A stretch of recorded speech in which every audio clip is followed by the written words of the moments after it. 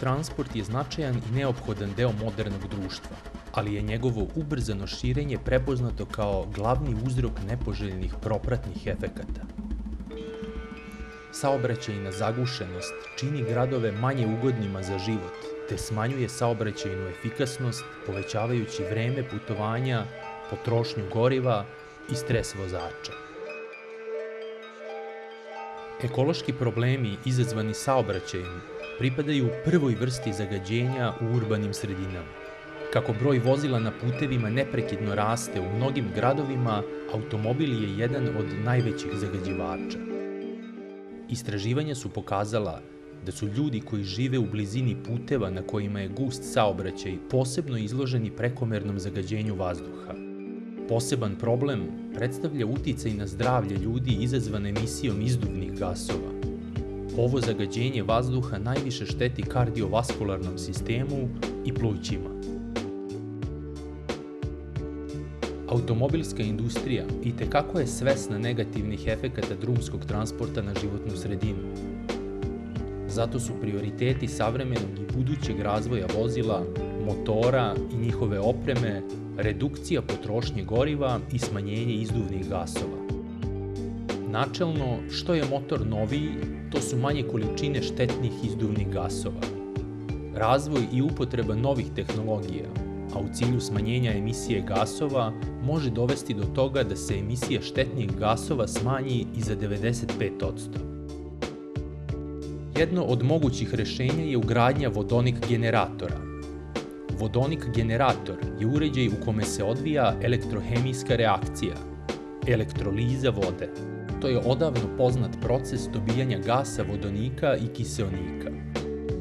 Sam uređaj vodonik generator je atestiran na Mašinskom fakultetu u Beogradu i za to postoji zvanično uverenje, čime ovaj proizvod firme Hydrogen Solutions, koji mi nazivamo vodonik generator, je u stvari potpuno legalno na tržištu, može da se proda i ugradi na bilo koje vozilo u javnom saobraćaju. Tako i glasi u tom uverenju, što znači da u zemlji Srbiji na osnovu analize Mašinskog fakulteta u Beogradu se potpuno legalno ugrađuje na bilo koje vozilo, nezavisno od godina starosti i nezavisno od sistema za ubrizgavanje goriva na tom vozilu, jer i to je interesantno, mnoga vozila ne mogu da ugrade plin, na primjer ovi benzinski motori sa plastičnim granama i tako dalje. Ovde to nije slučaj. Kod ugradnje vodonik generatora ne postoji vozilo na koje ne može da se ugradi vodonik generator iz razloga što se gas i to crevo ugrađuje na sam filter vazduha.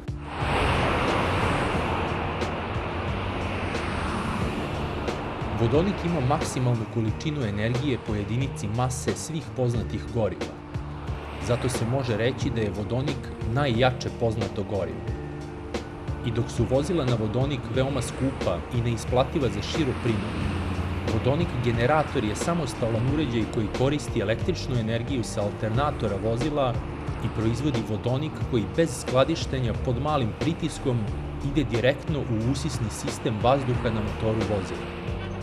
Naučnim ispitivanjima, višegodišnjim razvojem i skupljanjem svetskog znanja iz ove oblasti, preduzeće Hydrogen Solutions napravilo je vodonik generator za širu upotrebu. Svrha tog HHO gasa, tako se on naziva žargonski, jeste da poveća energiju koja se dobija iz tog goriva. Znači, ako je to ugrađeno na dizel automobilu, onda se povećava energija dizela. Ako je ugrađeno na benzinskom automobilu, povećava se energija tog goriva benzina. Inače, može da se ugradi vodonik generator i na automobile koji imaju ugrađen plin ili čak i na automobile koji imaju ugrađen metan. Što znači da i na tim vozilima ugradnjom vodonik generatora i primjenom tog gasa iz vode povećavamo energiju tog postojećeg goriva. Vodonik generator je tako konstruisan da može dugo i bezbedno raditi u svim uslovima na vozilima, građevinskim mašinama i plovilima. Trajnost Hydrogen Solutions vodonik generatora je od 20 do 30 godina. Ipak, najvažnije od svega jeste da se ugradnjom vodonik generatora može ostvariti ušteda glavnog pogonskog goriva od 10 do 30%, dok se emisija štetnih izduvnih gasova može smanjiti i do 90%. Posle više godina razvoja vodonik generatora i ugradnje na preko 1000 vozila, Utvrđeno je da vodonik čisti motor od karbona, odnosno od čađi. Zato su stručnjaci iz Hydrogen Solutionsa ponudili još jednu uslugu koja će vašem automobilu udahnuti novu energiju. Reč je o usluzi čišćenja motora vodonikom, tako što vodonik vezuje karbon za sebe, pretvara ga u gasovito stanje i izbacuje ga iz izduvne grane. Zašto je to bitno da se očisti motor od karbona? Pa bitno je, odnosno od čađi. Bitno je iz razloga zato što to smanjuje i kompresiju motora, ubrizgavanje goriva je drugačije, struje koje se dešavaju i samo sagorevanje u motoru je totalno drugačije kad imate sloj karbona na tim delovima. I šta mi u stvari kao krajnji efekat dobijemo? Mi dobijemo kao krajnji efekat, nakon što očistimo motor i taj kompresioni prostor, dobijamo mnogo bolje sagorevanje. Šta znači mnogo bolje sagorevanje? Pa bolje sagorevanje u motoru znači manji utrošak energije goriva, drastično manji izduvni gasovi. Ali moramo da kažemo da se to opet javlja ako nemate ugrađen vodonik generator koji potpomaže sagorevanje, to se ponovo javlja nakon 20.000 km. Da bismo utvrdili razliku u količini izduvnih gasova, izmerili smo takozvani koeficijent apsorpcije svetlosti izduvne grane jednog prosečnog automobila sa beogradskih ulica. Po zakonu, ovaj koeficijent ne bi smeo da bude veći od 2,44 na automobilima od 100 i više konjskih snaga. Utvrdili smo da je na ovom automobilu pre čišćenja motora vodonikom ovaj koeficijent bio i 3 puta veći od dozvoljenog. Odvezli smo automobil na čišćenje vodonikom i ponovo ga testirali. Koeficijent je nakon 45 minuta čišćenja bio oko 1. Dakle, za samo 45 minuta čišćenja motora vodonikom gustina dima koji izlazi iz auspuha smanjena je za preko 70%. Ovo su samo neki od načina da uštedite gorivo i doprinesete očuvanju vašeg životnog okruženja. Razmislite, kada bi se u Beogradu ova vrsta čišćenja motora uvela kao obaveza ne samo za automobile, već i za ceo sistem javnog gradskog prevoza, vazduh u centralnim delovima grada bio bi znatno čistiji. U Evropskoj agenciji za životnu sredinu ocenjuju da je jedan od najvećih izazova 21. veka ublažavanje posledica transporta zbog emisije gasova koji izazivaju efekte staklene bašte, zagađenja vazduha i buke. U svetu je sve aktuelniji trend istraživanja obnovljivih izvora energije.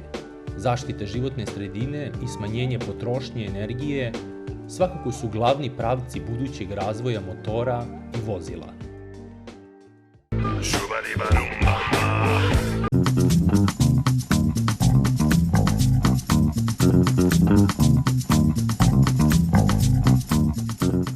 Da li gasite redovno motore na ovakvim semaforima kao što je? Kad vidim, imam priliku da ga lepo vidim.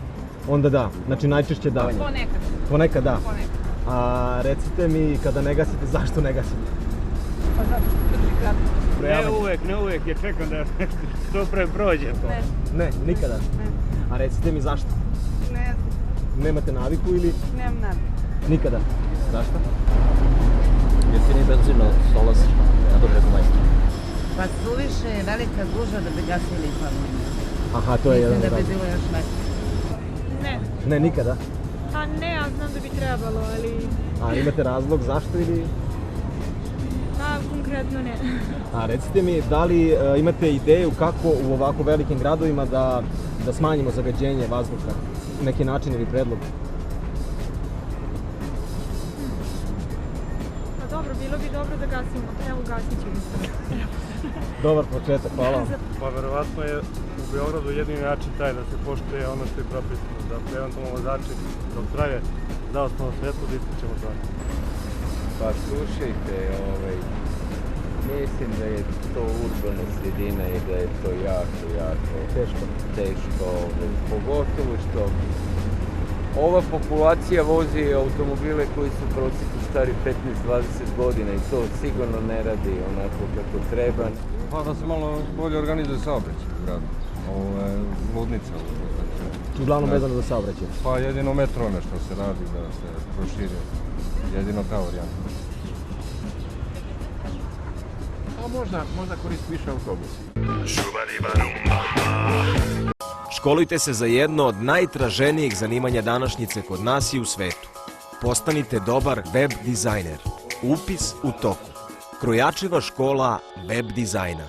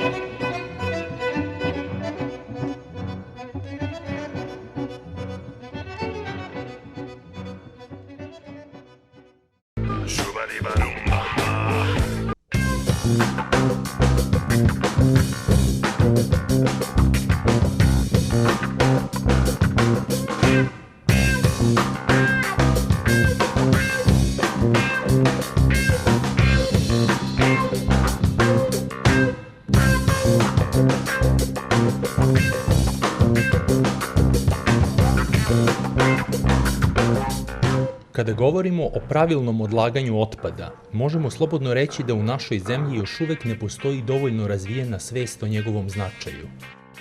Najčešće ćemo naići na kese pune smeća u kojima se istovremeno nalaze ostaci hrane, plastične flaše, limenke od sokova i piva. Sa druge strane, ako se i odlučite da razvrstavate otpad i tako date lični doprinos očuvanju vašeg okruženja, imaćete veliki problem gde taj otpad da odložite, jer kontejnera za razvrstavanje otpada nema baš na svakom koraku. U zemljama Evropske unije, poput Nemačke i Švedske, građani su edukovani da ne mešaju otpad, a neretko od prikupljanja i prodaje plastičnih boca ili praznih limenki piva mogu dodatno da zarade. Dok iščekujemo da pravila o odlaganju otpada kakva važe u najrazvijenijim evropskim zemljama stignu i do nas, možda je najmudrije da se krene od edukacije najmlađih sugrađana o pravilnom postupanju sa otpadom i zaštiti životne sredine, a onda će deca postati najbolji edukatori svojim roditeljima. Tako je i Udruženje građana za očuvanje i negovanje vinčanske kulture, Vinčanski neolit, uz finansijsku podršku Sekretarijata za zaštitu životne sredine grada Beograda, krenulo u realizaciju projekta Mladi Grocke za svoju budućnost za Beograd, sa jasnim ciljem objasniti osnovcima kako se korišćenjem reciklabilnih materijala poput limenki, sokova i drugih napitaka mogu dobiti uređaji korisni za domaćinstvo, a istovremeno se može doprineti i očuvanju životne sredine. Time se, kako kažu u ovom udruženju, mladima i njihovim nastavnicima pokazuje kako se neki materijali poput praznih limenki mogu iskoristiti za pravljanje nekih novih stvari. Ovde smo prikazali jedan niz, nekoliko solarnih uređaja koji prikazuju kako se može na jednostavan način koristiti od praznih limenki koristan uređaj koji može trajati 10-15 godina za zagrevanje prostora, za dodatno grijanje u plastenicima, staklenicima i jedan od vidova korišćenja je recimo korišćenje za proizvodnju sušenog voća i povrća preko sušara, što je vrlo zanimljivo. Naš kraj Grocka je jako bogata voćem, znači jedna od najznačajnijih na prostorima Srbije, tako da je to motiva deci i roditeljima da mogu da koriste. Također smo prikazali, znači, poenta je koristeći otpadne materijale, reciklabilne, kao neki višak. Ovdje je jedan uređaj koji greje vodu uz pomoć nekog creva, koje je namotano da prikaže deci da se može grejati voda, koja će također se koristiti u korisne svrhe. I da bi zatvorili ciklus, prikazali smo jedan uređaj, znači kao novije tehnologije, to je proizvodnja električne energije od fotonaponskih panela, sa kojom smo prikazali ovde da energijom koja se proizvodi od svetlosnom energijom, znači energijom sunca, može da pokreće sve ove uređaje koji su ovde prikazani uz to da troši ni 10. deo električne energije koju on proizvede.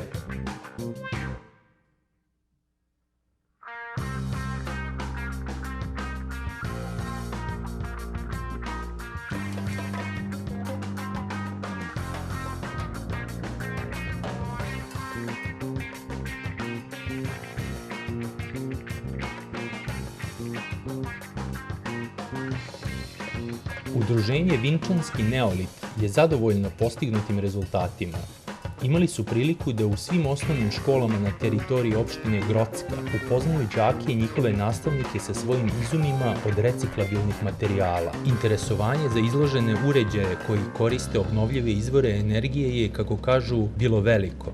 Dešavalo se da u toku dana samo u jednoj školi održe preko 20 prezentacija. Đaci su mogli da vide različite tipove pločastih ravnih kolektora, koji su izrađeni od praznih limenki raznih veličina. Pre svega solarni fotonaponski kolektor za proizvodnju električne energije, pločasti solarni kolektor od limenki za grejanje vazduha, prenosnu solarnu sušaru za voće i lekovito bilje, a po prvi put je prikazano novo tehničko rešenje solarnog kolektora cilindričnog oblika, koji je dizajnirao naš sagovornik Slobodan Dobrić. Iskustvo je pokazalo da je potrebno konkretna tehnička i tehnološka znanja podeliti sa školarcima, kako bi im bilo jasno zbog čega je reciklaža važna. Ova izložba je to i uspela.